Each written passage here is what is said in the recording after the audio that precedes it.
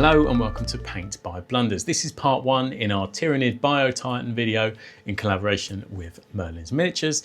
Those guys very kindly sorted me out with this model to paint up for their store. Now the brief for this is we wanted it to look like a horror movie creature essentially, but still sticking with a Tyranid hive fleet, but adding hopefully a little bit of realism and to make it look like a creature you might find out of a film. So let's get to it. So this is our starting position. Essentially all I've done is spray a little bit of white over it, and it's going to absolutely ping on the camera as just a clean starting position, because if I'm doing big beastie creaturey things, I like to start from a neutral white position really to really add loads of shadows. Now I approach big things like monsters very different to how I paint miniatures, and hopefully this video sort of shows you how I approach them. And it is really about adding so many thin layers, starting really light, and then just those thin layers build and build and build into something that I think looks quite dramatic and quite gruesome. Anyway, let's get into this. So as my main base tone for the skin, I'm using Great Hall Grey and Gorse Blaster Green from GW. The Great Hall Grey is just basically to mute it. I want this to be a really light sort of peppermint green, if that makes sense, and I'm going to airbrush this all over, and when we get to looking at the underside of this, you will absolutely see why airbrushing is pretty much essential. So once I've mixed up my base colour, this is it. It's very light, and I'm going to be applying this all over with an airbrush, and I'm spraying at 25 psi, and I'm using a 0.4 needle, and this is being sprayed through my Infinity, and compressor wise I'm using my Serenair from Glazing. And you can see from the underside why I decided to airbrush most of this, because there's so many little gaps it would take forever with a brush.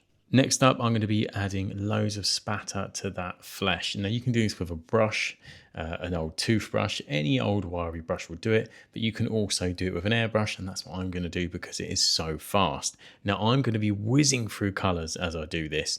Essentially I'm using a blue, a green, a brown, a red, a purple and even a yellow to add lots of sort of speckles and spatter effect. Now once we paint this later on, you will see that fade into the back of the skin, but it really does add a nice realistic tone. You can't really do this on miniatures, or you could, but it would take absolutely forever. But on something this size, it's really fast, and honestly it's so effective. So once I've done all that spattering, I've come back in with that greeny tone, that swampy green, which is sort of like a sage green or an olive green. And now I'm just coming in and just carefully spraying in to sort of the deepest parts and just adding a sort of a bit more depth. Honestly, we're going to add so many layers and layers to this, but the actual paint that I'm using is just a standard acrylic paint, but it is really heavily watered down. We're talking 70% thinner to 30% paint. And essentially we're going to just go in and reinforce those colours, which are the same paints and colours that we used for the spattering. So we're doing it with the browns, and we're doing it with the greens, and we're doing it with the reds. And we're just going to bounce between them and add them as and when we need them. Now off camera you probably can't see, but I have all of these colours in little shot glasses ready to go that I can quickly switch between in case I feel that I need a bit more of one than the other later down the road. I don't just knock it up inside the cup for when I need it. I do have them on the desk because they're so watery, they can sit there quite comfortably for a good few hours. And while we've got the brown out, I'm going to start defining some of the shapes on that sort of carapace, sort of armoured area of the bug.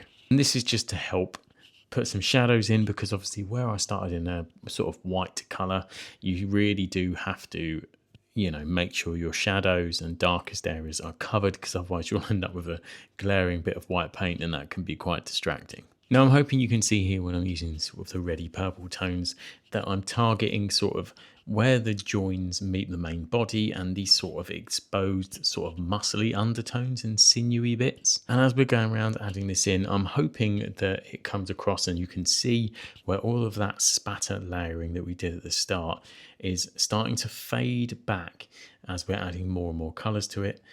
Because as I said, we wanted this to look like something that's been plucked straight out of the sort of silver screen, and this is quite a common technique used when creature painting in film. And once that's sort of all done, you could absolutely leave it here and just do some normal highlighting over the top, and it'd be very nurgly and also is very creaturey in its own right. But I need to pale up that skin. So I'm going to be using the original base tone that we had before, and I'll be adding maybe a touch of extra Great Hall Grey just to try and mute it a bit with a bit more thinner. And I'm just going to lightly start covering over everything that I've just done. And I want this nice and thin and nice and transparent, so all of that sort of gently bleeds through the paint job. So what did you think about how I approached the skin to try and add a little bit of life to it, to try and give it a bit more depth? Is it something you've tried before? Have you done similar things with like a toothbrush or different spatter techniques? Do let me know in the comments below, because I'd love to hear how you tackle these sorts of things.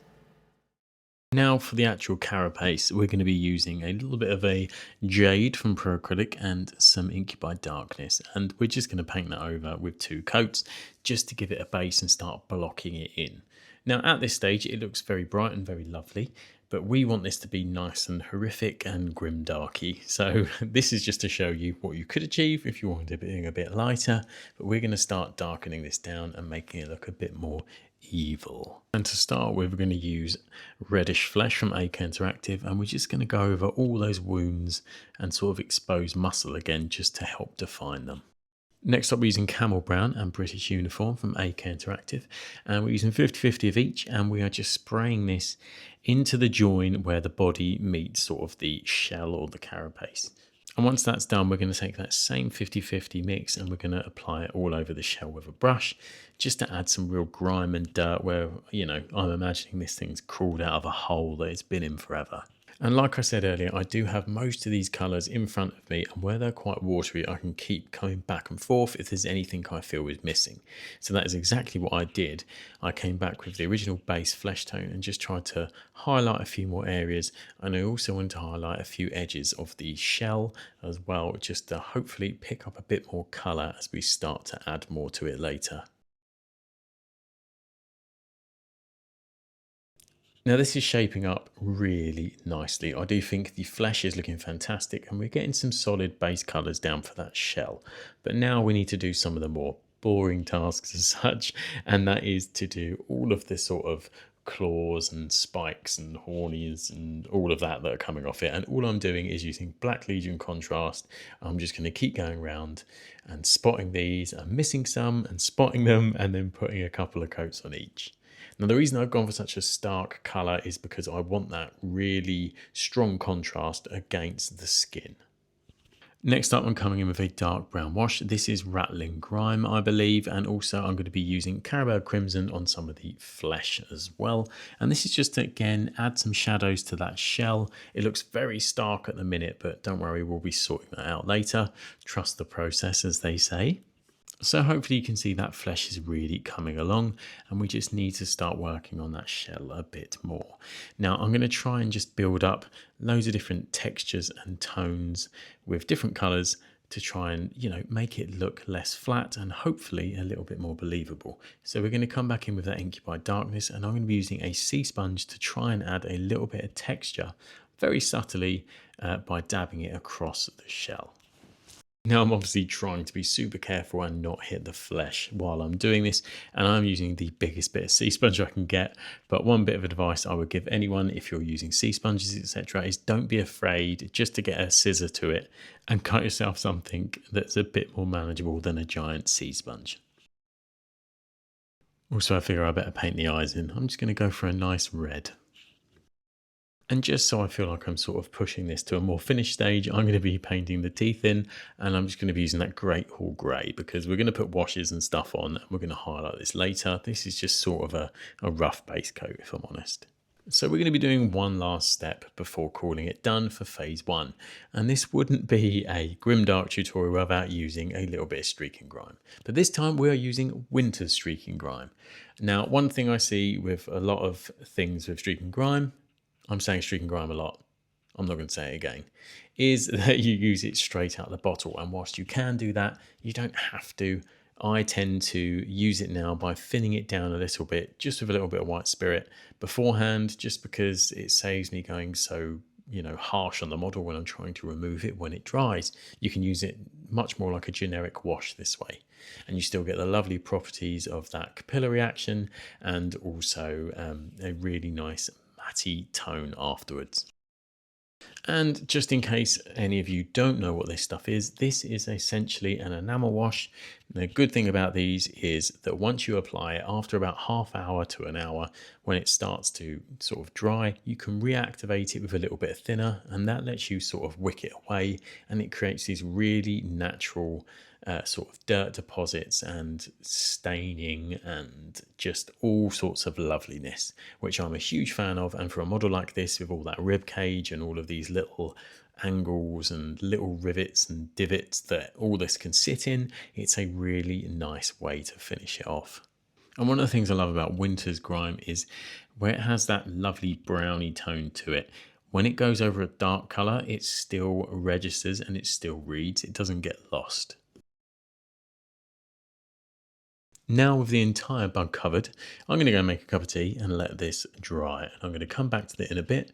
By the power of editing, I'll see you there.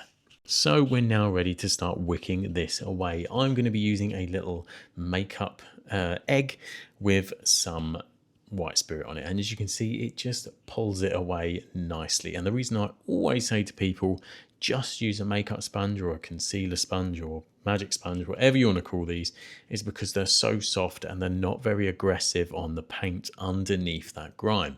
I find with cotton buds, etc., they can be a little bit harsh, and some of your sharper edges or thinner paint details can start tearing away, and we do not want that. And once I'm happy with the amount of grime that I've pulled off, I'm going to leave it here ready for video 2.